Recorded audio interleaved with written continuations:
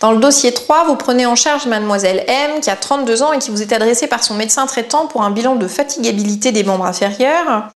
Elle a comme antécédent des crises de migraine, elle a un traitement de fond par avlocardil depuis 1 mois.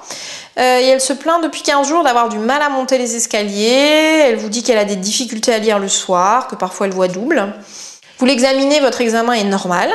Mais en fin de consultation, vous remarquez tout de même un léger ptosis de la paupière gauche et sa voix se modifie. Elle parle avec une voix nasonnée et elle va même faire devant vous une fausse route en avalant une gorgée d'eau. Alors, première question, quel diagnostic suspectez-vous? Eh bien là, évidemment, c'est le tableau de la crise myasthénique. On parle de crise, parce qu'il y a là des signes de gravité, comme on va le voir plus tard, qui est révélatrice d'une myasthénie auto-immune dans une forme généralisée et qui risque très probablement d'avoir été favorisée par la prise récente des bêta-bloquants dans le cadre du traitement de fond des migraines.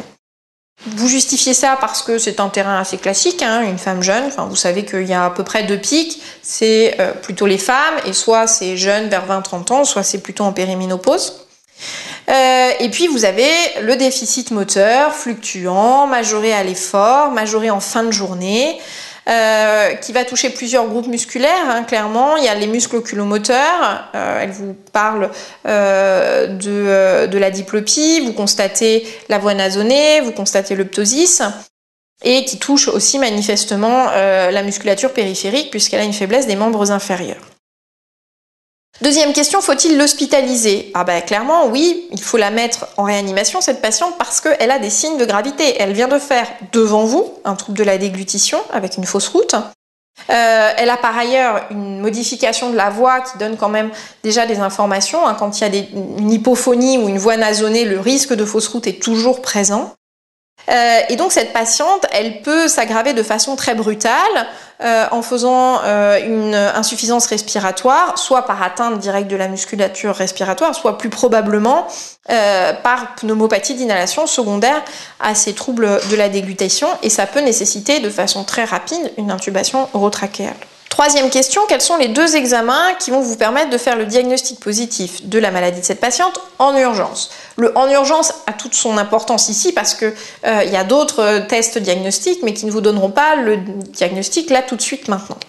Cette patiente, elle est déficitaire là devant vous puisque vous voyez le ptosis. Vous pouvez envisager, si vous êtes dans une structure adaptée, de faire un test avec une injection d'anticholinésterasique, puisque vous pourrez d'emblée constater une diminution du déficit avec une régression du ptosis, éventuellement une voix qui se normalise juste après l'injection du médicament. Le plus souvent on le fait à la prostigmine. Il faut savoir qu'évidemment ça ne se fait pas en cabinet, ça se fait en structure hospitalière à condition d'avoir un service de neurologie à côté, parce que vous avez toujours des risques de signes de surdosage, donc signes nicotiniques, muscariniques, comme vous injectez directement le traitement en IV. L'autre traitement que vous pouvez faire et qui vous donne les informations d'emblée, c'est l'électromyogramme, qui va rechercher le bloc de la jonction neuromusculaire, le bloc myasthénique, en rapport avec un bloc de conduction par atteinte post-synaptique. C'est-à-dire que si vous faites l'EMG après une stimulation unique, rien ne se passe. Mais en détection, après une stimulation répétée à basse fréquence, vous voyez apparaître un décrément qui correspond à l'épuisement au niveau de la jonction. Décrément qui doit être de plus de 10% pour permettre de poser le diagnostic. Néanmoins, l'EMG peut parfois être négatif, ce qui n'élimine pas de façon formelle le diagnostic de myasthénie. Quatrième question, vous avez confirmé le diagnostic, que va comprendre le reste de votre bilan? Eh bien, toujours à titre diagnostique, vous allez rechercher des anticorps anti-récepteurs de l'acétylcholine. C'est un autre examen diagnostique, mais il faut le temps de récupérer le résultat, donc ça ne permet pas un diagnostic dans l'urgence. Cette patiente, vous devez lui faire des explorations fonctionnelles respiratoires, ce qui inclut en général la radiothorax, les gaz du sang, etc., pour rechercher éventuellement une atteinte respiratoire déjà présente ou potentiellement suivre sa fonction respiratoire dans le temps. Vous savez que vous devez rechercher une anomalie thymique à la base de la maladie, donc scanner thoracique injecté pour rechercher un thymome, une hyperplasie du thymus. Et enfin, vous allez rechercher une maladie auto-immune associée, donc on tape assez large. Ça doit inclure des FAN, un typage avec une recherche d'anticorps SSA, SSB, un bilan thyroïdien, une recherche d'anticorps antithyroïdiens, les anticorps antifacteurs intrinsèques, anti-estomac, etc. En général, surtout chez les patients jeunes, on fait des bilans quand même assez larges. 5e question, donnez les 2 volets du traitement médicamenteux de cette patiente pour l'immédiat et quel autre élément va vous sembler indispensable pour votre prise en charge thérapeutique. Alors, le traitement de base, entre guillemets, de la myasthénie généralisée, c'est les traitements anticholinéstérasiques. Mais vous savez que c'est un traitement qui va prendre un petit peu de temps pour être actif, puisque vous allez le débuter à la dose la plus faible, et vous allez augmenter progressivement jusqu'à la dose minimale efficace. Ça, c'est pour maximiser les chances de tolérance. Or, cette patiente, elle a des signes de gravité, encore une fois, la voie nasonée, les troubles de déglutition, donc il faut un traitement plus actif. Et en général, on fait des plasmaphérèses ou, selon les centres, des cures d'immunoglobuline intraveineuse pour accélérer l'élimination des auto-anticorps. Et là, clairement, on a un facteur déclenchant de la crise myasthénique qui est très probablement l'administration des bêta-bloquants dans le cadre du traitement de fond de la migraine. Donc, il est impératif d'arrêter la blocardine et de contre-indiquer les bêta-bloquants chez cette patiente. Enfin, 6e question, quels sont les 4 traitements de fond possibles dans cette pathologie? Alors, on en a déjà évoqué le traitement de première intention, c'est les traitements anticholinéstérasiques qui sont PEROS.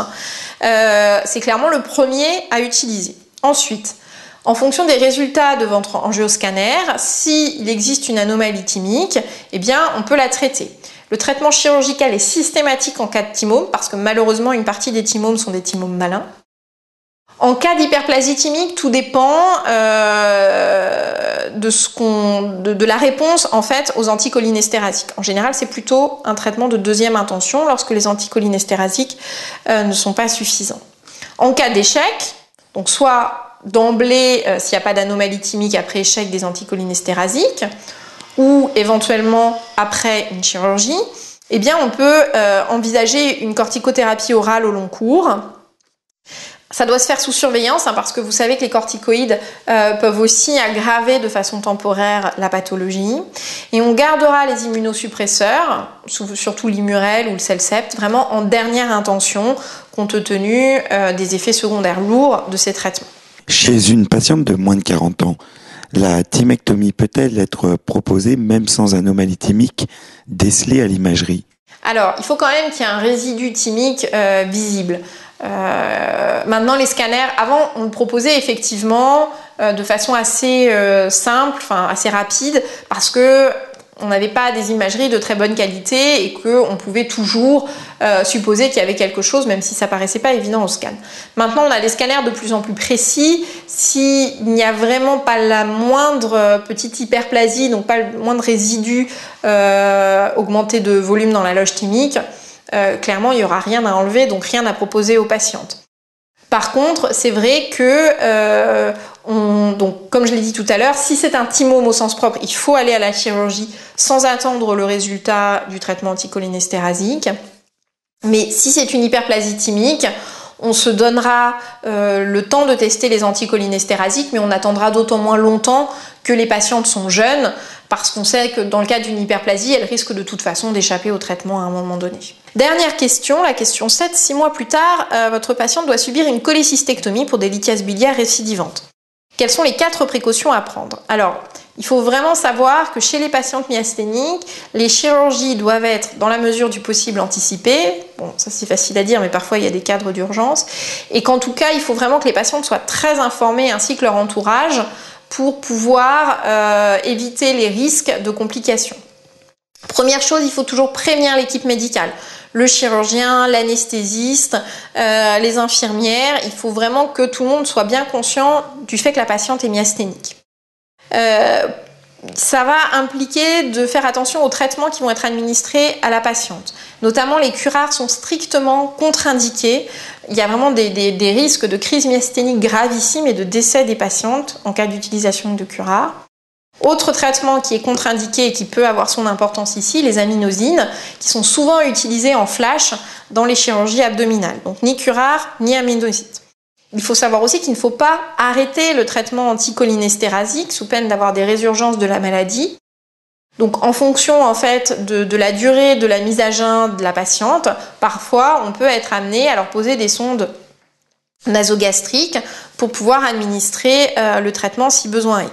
Et enfin, ça va imposer d'avoir réellement une surveillance rapprochée, à la fois en périopératoire et en post-opératoire dans les, on va dire, 3-4 jours qui suivent, puisque parfois c'est à ce moment-là que peuvent apparaître les décompensations. Quelle est la physiopathologie de cette maladie? Alors c'est une maladie auto-immune donc, qui est liée dans la grande majorité des cas à la présence d'auto-anticorps antirécepteurs de l'acétylcholine. Cette fois, contrairement au Lambertone, c'est une maladie post-synaptique. C'est-à-dire que les récepteurs de l'acétylcholine sont bloqués par ces auto-anticorps et c'est pour ça qu'il va y avoir un épuisement de l'information et c'est là-dessus en fait qu'agissent les anticholinésterasiques en essayant d'augmenter la quantité d'acétylcholine présente dans la synapse et donc de maintenir le signal. C'est vraiment un bloc de la jonction neuromusculaire mais un bloc post-synaptique.